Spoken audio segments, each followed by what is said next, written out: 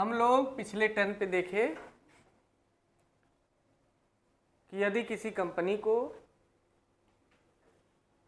अपनी कंपनी चलाने के लिए या कंपनी की स्थापना करने के लिए पैसे की ज़रूरत होती है तो वो शेयर जारी करता है या डिवेंचर जारी करता है।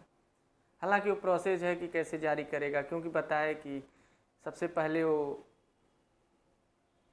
स्टॉक एक्सचेंज में तो रजिस्ट्रेशन कराएगा ही, प्लस सबसे ज़रूरी है सेबी में रजिस्ट्रेशन कराना। सेबी के यहाँ रजिस्ट्रेशन होगा तभी हो पाएगा। लेकिन अगर उसे लग रहा है कि हम विदेश से पैसा जुटाएं, मतलब भारत का है ये जो स्टॉक एक्सचेंज है, यहाँ हो सकता है विदेशी पैसा ना लगाते हो, BSE NSE में यहाँ रजिस्ट्रेशन करा लिए हैं, यहाँ अपना शेयर बेचवा रहे हैं कंपनी में, तो हो सकता है अब विदेश से पैसा जुटाने के लिए कैसे उपाय होगा। एक व्यक्ति रह रहा है वहाँ आइसलैंड में रह रहा है और वो सोच रहा है भारत की किसी आटा कंपनी में पैसा लगाए, वो सारनाथ की। अब वो कैसे पैसा लगाए, उसका मन है भाई, सुना है कि बनारस का सारनाथ बहुत पवित्रतम स्थान है, हम पैसा लगा के पैसा वो नहीं लेंगे, दे देंगे, ले जाओ। बताइए, दाने करना चाहिए। तो शेयर विदेश, देखिए विदेशों से धन जुटाने के लिए, यही नहीं कहेंगे विदेशों से पैसा जुटाने के लिए, शेयर बेचने के लिए विदेश में, इसके लिए व्यवस्था की गई है। एक है ADR। अच्छा पेन है, पेन लिखेंगे तो सही है, बदल जाएगा ला ADR। और एक है GDR, नाम सुने हैं?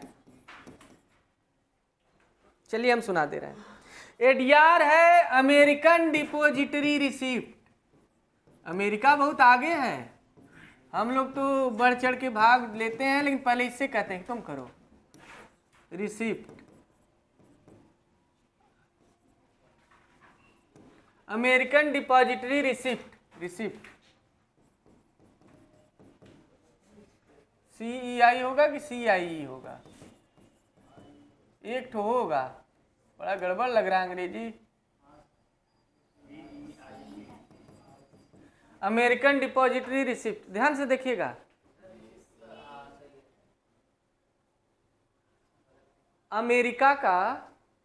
अमेरिका ने एक तरह का स्टॉक एक्सचेंज बना रखा है। क्या कि इस स्टॉक एक्सचेंज में जो रजिस्ट्रेशन कराएगा, इसमें जो रजिस्ट्रेशन कराएगा, इसमें दुनिया का कोई भी देश जा करके शेयर खरीद सकता है और बेच सकता है। अब देखिए अंतर्राष्ट्रीय हो गया, ये क्या है? अंतर्राष्ट्रीय। लेकिन दुनिया का कोई भी खरीदने बेचने के लिए भी तो उसको अपने यहाँ रजिस्ट्रेशन कराना पड़ेगा कंपनी को, है ना। तो यानी विदेशों से शेयर उगाही करने के लिए ADR है, वहाँ या तो आपकी कंपनी रजिस्टर्ड हो या GDR में रजिस्टर्ड हो। GDR यानी ग्लोबल, वैश्विक, हाँ, ग्लोबल डिपॉजिटरी रिसिप्ट, डिपॉजिटरी या डिपॉजिटरी है शायद ना, डिपॉजिटरी रिसिप्ट। क्लियर? यहीं पे रजिस्ट्रेशन आप कराएंगे। ये ऐसी संस्था है, ये वैश्विक स्तर पे स्टॉक एक्सचेंज का काम करती है। यहाँ अगर, हाँ, भारत का रिलायंस पहले अपना यहाँ रजिस्ट्रेशन करा चुका है और मिलता है विदेश से पैसा उसको, शेयर, जिसको विश्वास है, अल्लाह आप कमाते हैं लोग, है ना। तो कहने का मतलब यहाँ से आप, और उधार के लिए भी विदेशी संस्था ये बना हुआ है। उधार जो लेते हैं, जैसे डिबेंचर वगैरह, ऋण पत्र जारी करते हैं, उधार वगैरह, तो उधार के लिए ये लोग फॉरेन कमर्शियल यानी FCB, फॉरेन देखिए नाम से ही स्पष्ट हो गया, विदेशी, FOREIGN नहीं, FOREIGN, हाँ, फॉरेन, सी से कॉमर्शियल, देखिए व्यापार के लिए है कॉमर्शियल। अब बी से बोरो, बोरो मतलब उधार, विदेशी व्यापारिक उधार जुटाने के लिए ये बना हुआ है एफसीबी।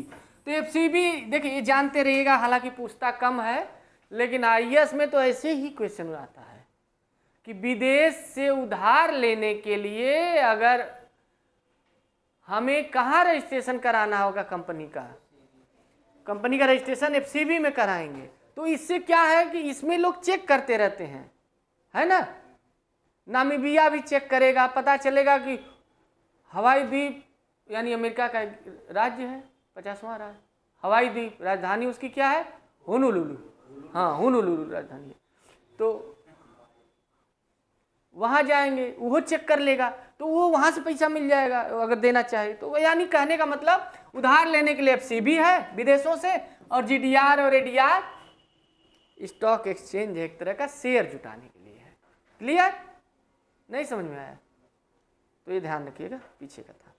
ठीक है, आगे हम जो पढ़ाना चाह रहे हैं वो महत्वपूर्ण है, और वो है आपका कि कुछ टर्म सिखाएंगे, है ना। तो ये 5 ही मिनट का था, हम सोच रहे हैं इतने ही रहने दें, इसी पे रोक दें।